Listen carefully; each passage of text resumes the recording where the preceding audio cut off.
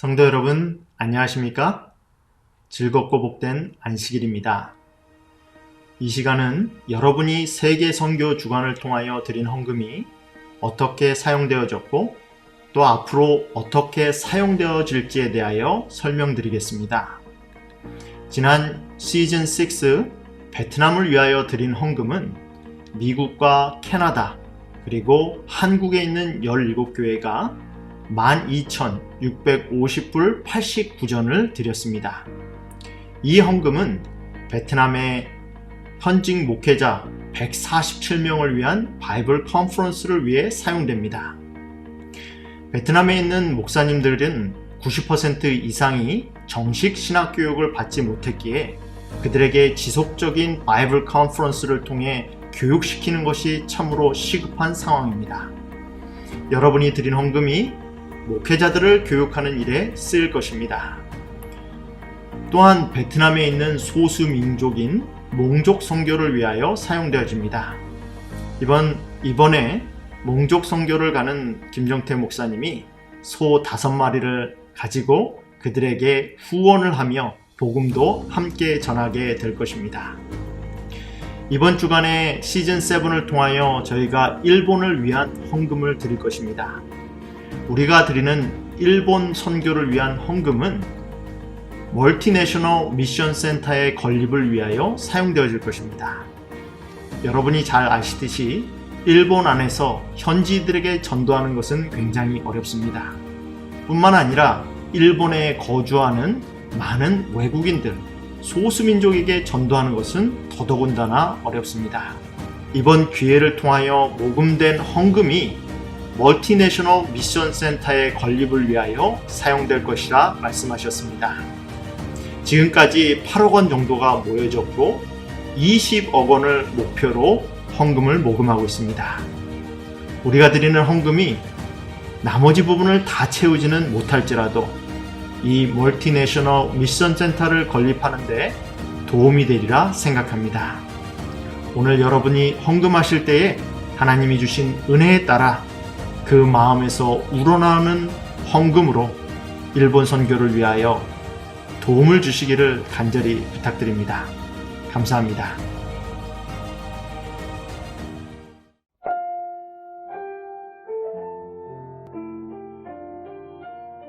여자가 와서 예수께 절하며 이르되 주여 저를 도우소서. 대답하여 이르시되 자녀의 떡을 취하여 개들에게 던짐이 마땅하지 아니하니라. 여자가 이르되 주여 옳소이다마는 개들도 제 주인의 상에서 떨어지는 부스러기를 먹나이다 하니 이에 예수께서 대답하여 이르시되 여자여 내 믿음이 크도다. 내 소원대로 되리라 하시니 그때로부터 그의 딸이 나으니라.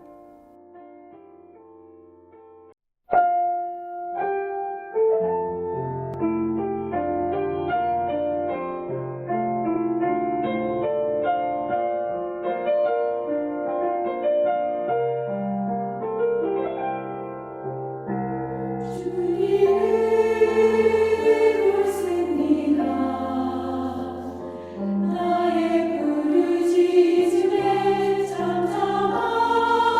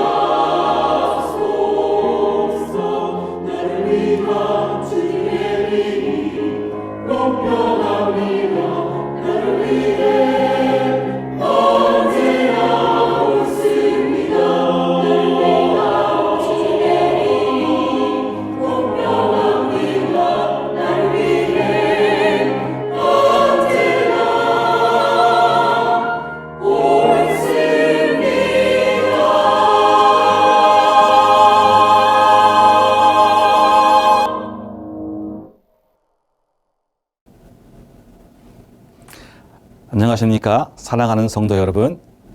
거룩한 안식일, 우리를 회복시키시는 창조주 하나님의 능력이 오늘 우리에게 은혜가 되는 축복의 날이 되기를 소망합니다. 여러분, 만일 우리가 야구에 대해서 알고 싶다면 누구에게 물어봐야 할까요? 물론 야구 선수에게 물어보는 것이 가장 정확한 지식을 얻을 수 있겠죠. 역사를 알고 싶으면 역사 선생님께 물어봐야 하고요. 그렇다면 선교회에 대해 알고 싶으면 누구에게 물어봐야 할까요? 물론 선교사라고 생각을 하실 것입니다. 하지만 제가 선교사임에도 불구하고 선교회에 대해 말씀을 나누는 것이 가장 어렵습니다. 특히 일본 선교회에 대해서 가슴에 쌓인 것이 정말 많은데 무엇을 전해야 할지, 그리고 이를 어떻게 나누어야 할지, 아니 나누어도 되는지 많은 고민이 있었습니다. 선교지 소식이 은혜와 감동을 나누는 것이 아니라 그저 신세 한탄만 하게 되는 것은 아닌지 하는 마음의 무거움이 사실 지금도 있습니다. 선교 주간 함께 나눈 말씀들을 통하여서 일본에 있는 재림교회를 기억해 주시기만 해도 저는 기쁠 것 같습니다. 일본의 선교 소식을 전할 다음 기회가 있다면 어둡고 막막한 소식이 아니고 모두에게 기쁨과 감사와 놀라움의 소식이 될 수 있도록 일본 교단의 모든 목사와 선교사와 성도들이 좀 더 헌신하고 좀 더 일하겠습니다. 여러분들의 응원을 부탁드립니다. 오늘 이 시간에는 세천사의 기별이 태평양을 건너 일본을 거쳐 우리 대한민국에 전하여진 놀라운 과정들을 통하여 우리의 사명을 다시 한번 확인하는 시간을 갖겠습니다. 120년 전 한반도를 둘러싼 동북아시아의 정세는 러일 전쟁과 더불어서 일본이 한반도를 침탈하여서 대륙으로 진출하고자 하는 본색을 드러낼 때였습니다. 한편 조선 왕조는 국호를 대한제국으로 바꾸고 대한제국은 자주 독립국가임을 선포했으나 세계 열강들의 한반도 침탈은 더욱 거세어져만 갔고, 그렇기 때문에 많은 백성들의 삶이 피폐해져만 갔습니다.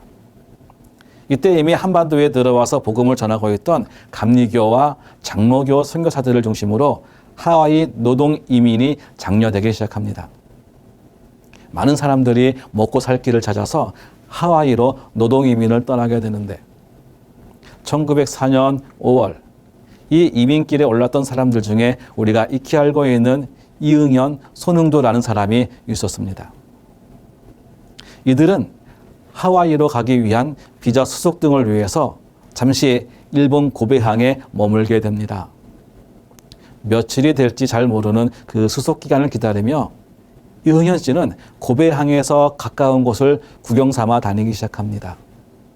그러다 한자로 쓰여진 재림교회 간판을 보고 발길을 멈춥니다. 조선에서는 한 번도 들어보지 못한 교회 간판이었기 때문입니다.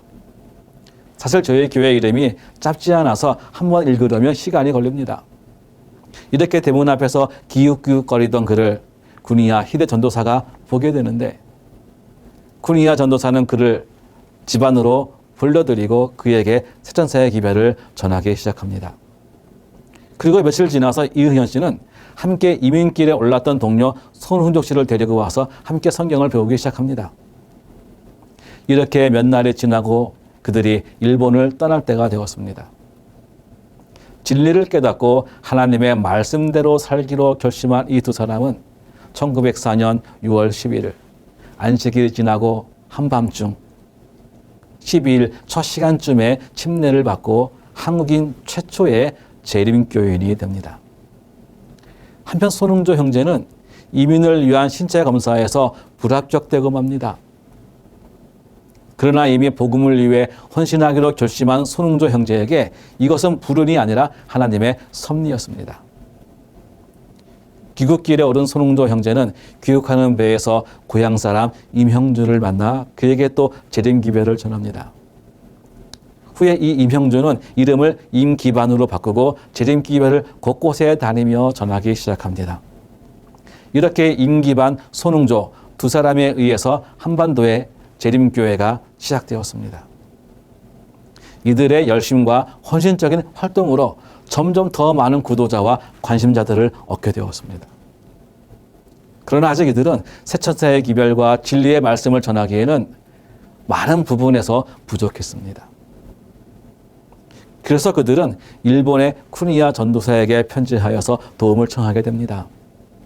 이에 일본 미션의 책임자였던 필드 목사와 쿠니야 히데 전도사가 손흥조 임기반 형제가 복음을 전하던 곳을 찾아다니며 전도회를 개최하고 많은 영혼들을 얻게 되어서 당시에 4곳의 교회를 조직하게 됩니다. 이로써 한반도에서도 본격적으로 세천사의 기별이 외쳐지기 시작합니다. 이렇게 이 땅에서의 살 길을 찾아 이민길에 올랐던 그 길이 복음 전도자 쿠니야 히데를 만나 세천사의 기별을 듣게 되므로 이 땅에서의 살 길, 살아갈 길이 아니라 영생의 길이 있음을 알게 된 지 이제 곧 119년을 우리가 맞이하게 됩니다. 오늘 우리에게 세천사의 기별이 전하여진 그 복음의 강줄기를 거슬러 올라가다 보면 우리는 일본 고베 재림교회 뒤쪽에 위치한 육갑산 중턱에 있는 누노비키 폭포에 다다르게 됩니다. 이곳에서 119년 전 한국인이 최초로 침례를 받았습니다. 이 폭포에 떨어지는 물줄기가 어느덧 120년이 지나가도 마르지 않고 태평양으로 흘러가듯이 그리고 큰 바다를 이루듯이 일본을 거쳐 한반도에 전하여진 세천사의 기별, 이 복음의 물줄기가 다시 세계를 향하여 흘러나가기를 소망합니다. 쿠니야 히데 목사님은 1962년 90세로 주 안에 잠이 드실 때까지 그랜저 목사님의 유언을 따라 자신의 동포들에게 복음을 전하는 일에 일생을 바쳤습니다. 은퇴 후에 남아있던 사저마저도 도쿄에 유학하는 재림 청년들을 위한 기숙사로 사용되고 있습니다. 친자를 두지 못한 목사님께서 더 많은 그리고 셀 수 없는 영적 자녀를 위해 죽음 이후에 남겨진 것까지도 주를 위해 헌신하셨던 것입니다. 쿠니야 히데 목사가 90세로 달려갈 길을 마치고 부활의 소망을 안고 잠든 지 61년이 지나는 동안 그동안 한국교회는 세계교회가 불우할 만큼 괄목할 만한 성장을 이루어 왔습니다. 미국 다음으로 해외에 선교사를 많이 파송하는 나라가 되었습니다. 하지만 우리에게 복음의 통로가 되었던 일본은 내일이 보이지 않는 상황입니다. 1년에 두세 번 그랜저 선교사님의 무덤과 쿠니야 히데 목사님의 묘지를 방문을 하고 있습니다. 세월의 흐름 속에 무너져가고 지워져가는 선교사님의 목사님의 묘비를 볼 때마다 믿음의 후손으로서 제 역할을 다하지 못한 것 같아 죄송한 마음이 들기도 합니다. 현재 일본에 있어 재림교회는 2022년 일본 교단 전체의 안식일 예배 출석 성도가 3,688명이었습니다. 교회는 집회소 및 예배소를 다 포함하여서 192곳 정도가 됩니다.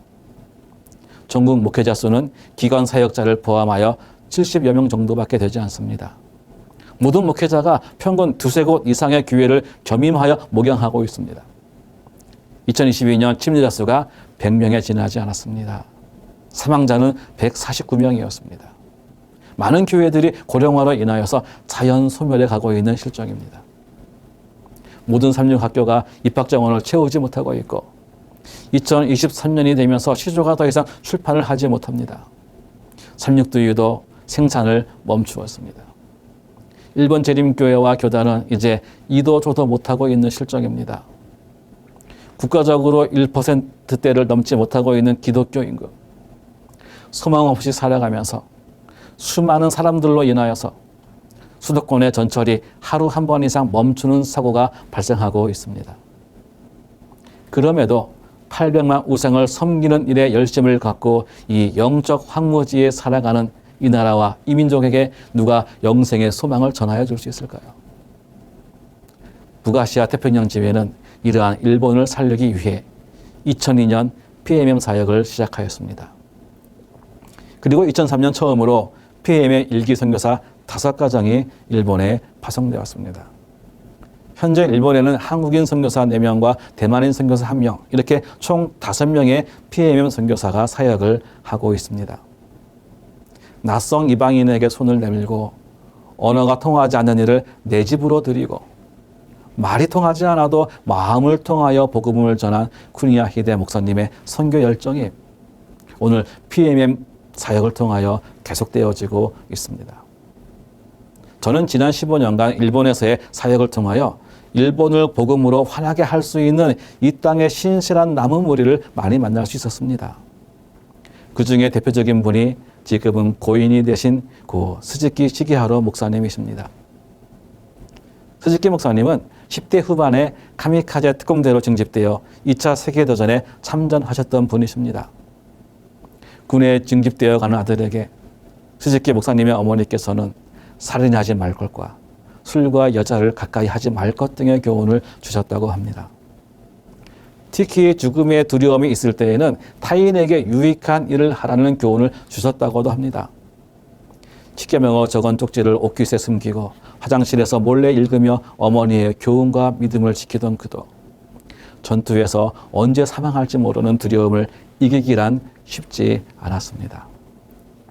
이 생사를 넘나드는 공포와 두려움을 이기기 위해 스즈키는 비의 일정에 따라 다음 날이면 출격과 함께 돌아올 수 없는 길을 가게 될 동료들의 군화를 남몰래 닦아주는 일을 하게 됩니다.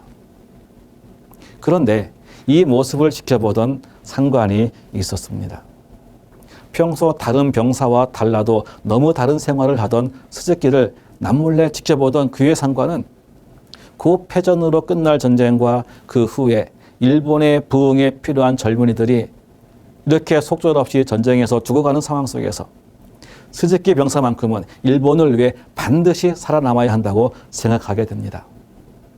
매일 계속되는 출격과 자살 공격 임무를 수행하는 것에서 어떻게 그를 살려야 할지 고민하다가 스즈키 병사의 출격 일정을 출격 명단 맨 아래로 미루는 방법으로 스즈키 병사를 돕게 됩니다. 결국 그의 출격은 이루어지지 않았고 전쟁은 끝이 납니다. 한편 전쟁의 한가운데에서 사망의 음침한 골짜기에서 살아남은 스즈키 청년은 일본 복음화를 위해 복음 전도자가 되어 목사가 되기로 결심을 합니다.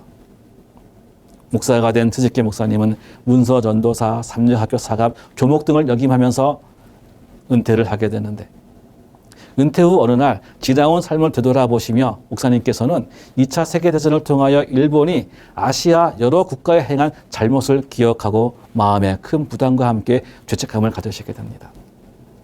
그리고 과거 국가의 이름으로 저지른 죄를 회개하고 참회하는 마음으로 마지막 여생을 보내실 작은 거처 하나 남겨두시고 전 재산을 헌신하여서 필리핀 삼육학교에 기숙사를 지어드립니다. 그리고 2003년 한국에서 일본으로 처음 파송된 PMM 선교사들을 만나게 됩니다. 한국에서 파송된 선교사를 만나고 한반도를 핍박했던 일본의 부끄러운 역사를 다시 기억하게 됩니다.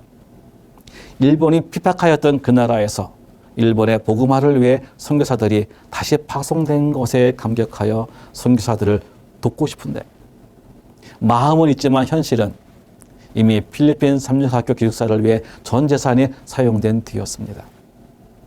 목사님은 언어 연수 중인 선교사 가정을 매주 방문하시며 아이들의 과자와 선교사들의 생활을 위한 야채들을 공급하기 시작하셨습니다.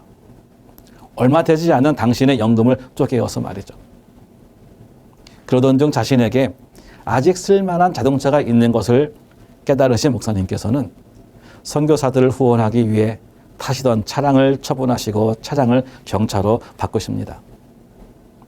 이런 목사님의 헌신에 감동하신 사모님께서 매일 선교사들을 어떻게 도울지 기도하시던 목사님 앞에 숨겨놓았던 통장한을 꺼내놓습니다.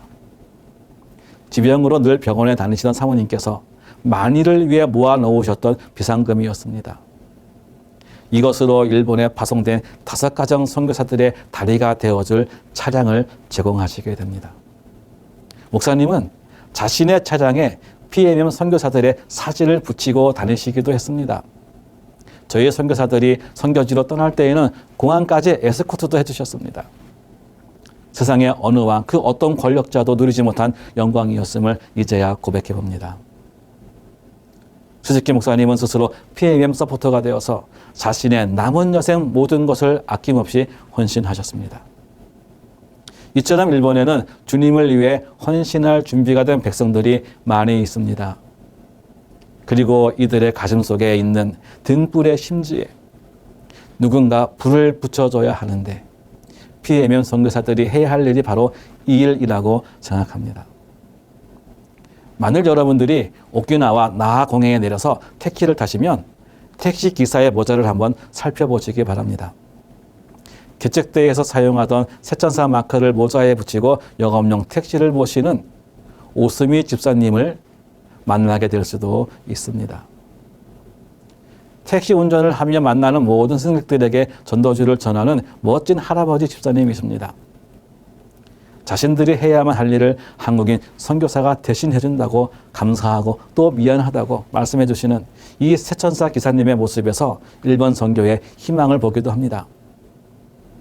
더욱 이 오스미 지사님은 매주 수요일이면 50리터의 이온수를 사가지고 저희 집을 찾아오셨습니다. 선교사가 먼 이국 땅에서 좋은 물을 마시고 건강하게 복음을 전하도록 자신이 할 수 있는 유일한 일이라며 그만두시라고 해도 그 일을 자청해서 저희가 선교지를 떠나는 날까지 계속하셨습니다. 그뿐만이 아닙니다. 오스미 집사님은 언제부턴가 저희 집을 오실 때마다 제 명함을 가지고 가셨습니다. 그리고 저희 교회 근처에서 택시를 타고 내리는 승객을 만나면 한국인 선교사가 근처에 살고 있어요. 기도가 필요하면 연락해 보세요. 라는 말과 함께 제 명함을 전하기 시작하셨습니다. 이 일로 한 가족 3명이 세천사의 기별을 받아들이는 놀라운 역사가 있었습니다. 2000년 들어 일본에는 한국 드라마가 많은 인기를 얻기 시작합니다.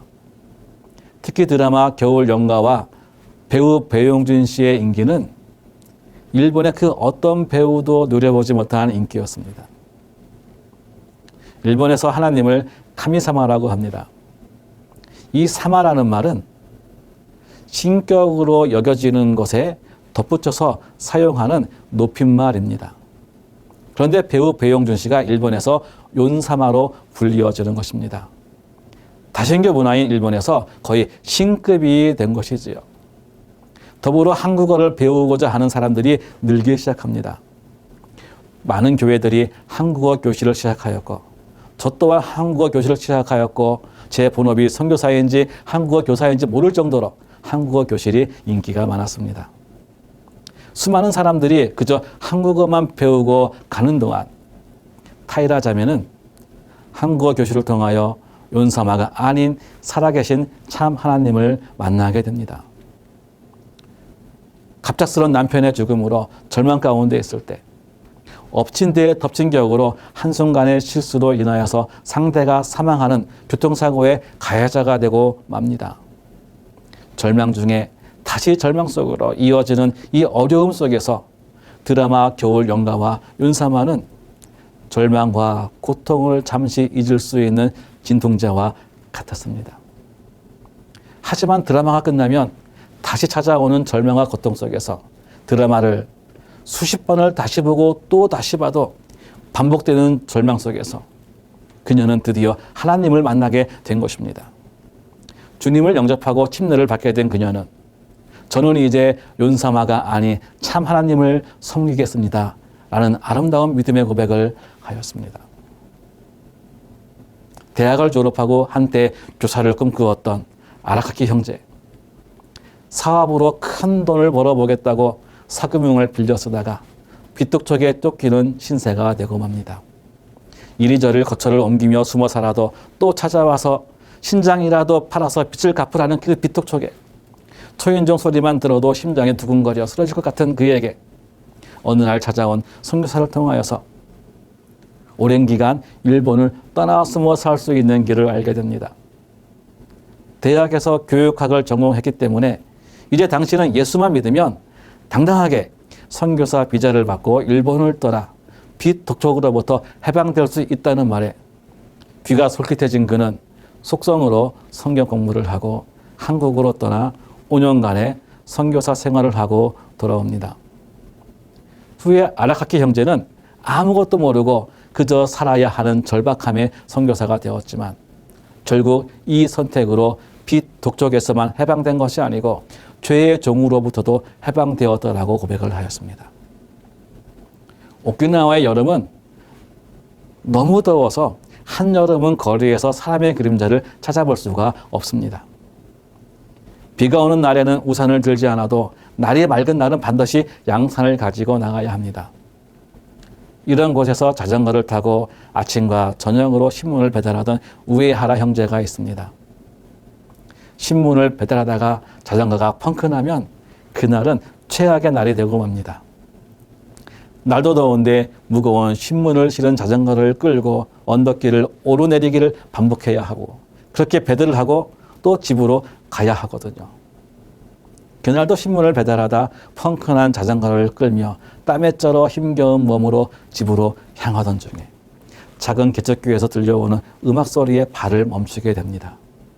그리고 숨길 수 없는 땀 냄새를 수건으로 연신 닦아내며 믿을 수 없는 것을 목격한 표정으로 교회를 들어오던 그 모습이 지금도 생생히 기억납니다. 골든 엔젤스 단원들의 찬양하는 모습을 보고 나도 예수를 믿으면 삶이 달라질 수 있는가라고 묻던 그를 기억합니다. 골든 엔젤스 단원들이 그를 둘러싸고 찬양을 부를 때 초점을 잃은 듯한 그의 눈빛은 아마도 하늘을 보지 않았나 생각합니다. 당신은 사랑받기 위해 태어난 사람, 이 찬미가 끝날 때 그는 이미 하나님의 사람이 되어 있었습니다. 사실 그날 우에하라 형제가 예수를 영접하였음에도 그는 생계를 유지하기 위해 여전히 힘겹게 신문을 배달해야만 했습니다.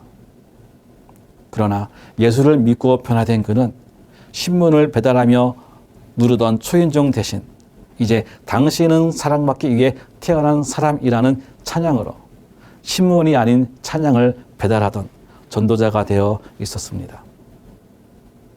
이처럼 선교사의 무덤인 일본에서도 구원의 소식을 기다리는 많은 영혼들이 있고 비록 소수일지라도 복음에 반응하여 복음을 위해 헌신하며 살아가는 주의 신실한 백성들이 있습니다.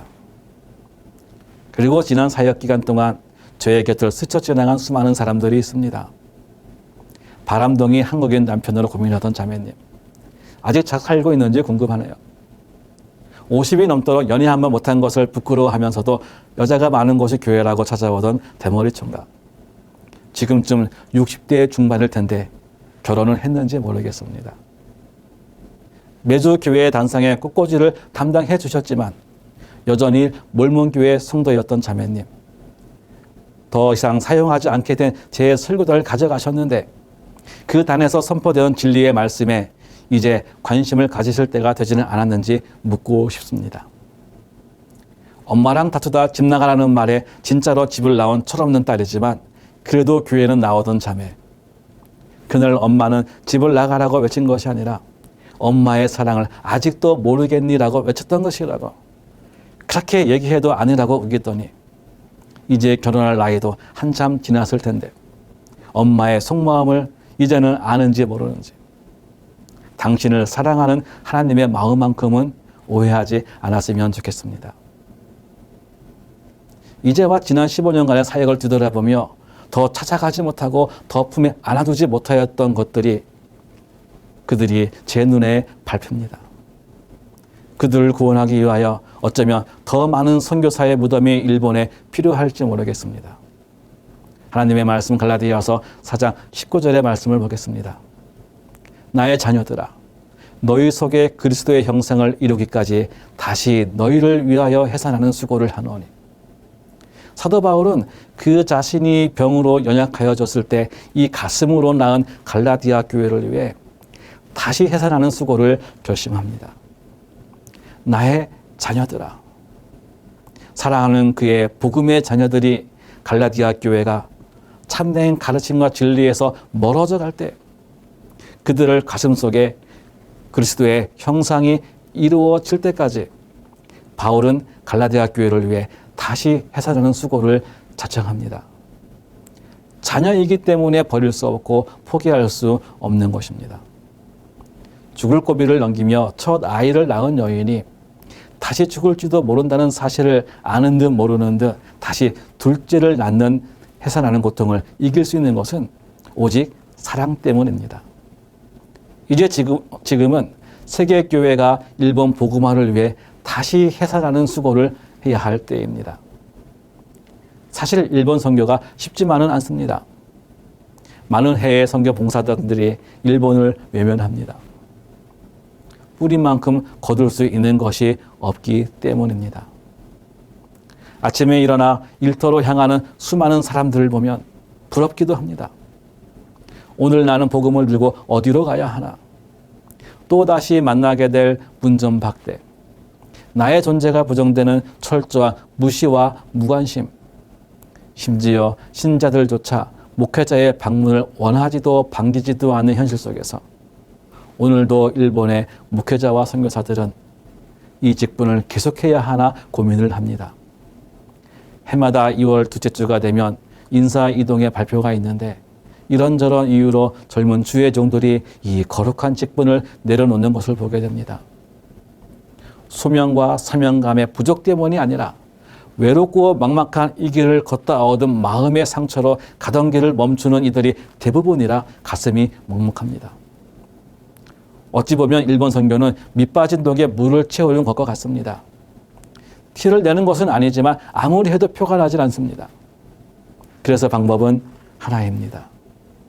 밑빠진 독에 물을 채우는 것은 그 밑빠진 독을 물에 담그는 것입니다.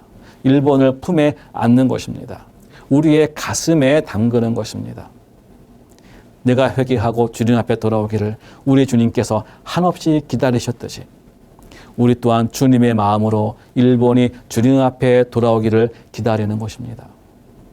사랑은 기다림에 지치지 않도록 힘을 줄 것입니다.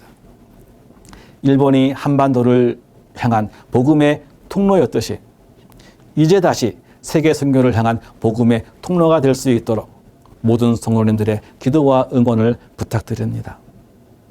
일본 사람도 하나님에게 있어서 천하보다 귀한 한 영혼임을 기억합니다. 우리가 일본에 복음을 전해야 하는 것은 다만 그들에게도 복음이 필요하기 때문입니다. 주님은 마태복음 24장 14절에서 이 천국 복음이 모든 민족에게 증거되기 위하여 온 세상에 전파되리니 그제야 끝이 오리라고 말씀하셨습니다. 이제 세상의 끝이 얼마 남지 않았습니다. 오늘도 천국 복음은 땅끝으로 향하고 있고 함께 가자고 주님께서 부르시고 계십니다. 또 우리의 이웃이 우리를 오라고 부르고 있습니다. 사도행전 16장 9절 밤의 환상이 바울에게 보이니 마게도냐 사람 하나가 서서 그에게 청하여 가로되 마게도냐로 건너와서 우리를 도우라 하거늘. 아직도 구원의 소식을 듣지 못한 자가 99%가 넘는 이 나라와 이 백성에게 누가 구원의 소식을 전하고 누가 이 민족을 구원하는 하늘 일에 주님과 함께 하시겠습니까? 그랜저 선교사가 건넜던 그 태평양을 다시 건너오시지 않겠습니까? 쿠니야 히데 목사님이 건넜던 그 동해를 다시 건너오시지 않겠습니까? 여러분의 기도가 태평양을 건너고 여러분의 헌신이 동해를 건너 이 땅에 하나님의 나라를 세우는 일에 우리 모두가 하나로 쓰임받기를 간절히 소망합니다. 기도하겠습니다. 하늘에 계신 우리 아버지, 우리 조국 대한민국의 하나님의 놀라운 섭리를 따라 새천사의 기별이 전하여진 지 어느덧 120년이 되어갑니다. 그 기간 동안 있었던 하나님의 놀라운 역사를 우리가 지금 목격하였습니다. 이제 우리가 다시 헌신하여 복음을 들고 나갈 때가 되었습니다. 우리에게 믿음을 주시고 용기를 주시고 가야 할 길을 보여주시옵소서. 여전히 세계 곳곳에 흩어져 살아가는 우리 한민족이 있습니다. 그들에게 새천사의 기별이 복음이 되고 생명이 되게 하여 주시옵소서. 이 일을 위해 오늘도 헌신하여 복음을 두고 나가는 주의 종들 위해 우리 하나님의 놀라운 은혜와 축복이 함께 하여 주시기를 예수님의 이름으로 기도합니다. 아멘.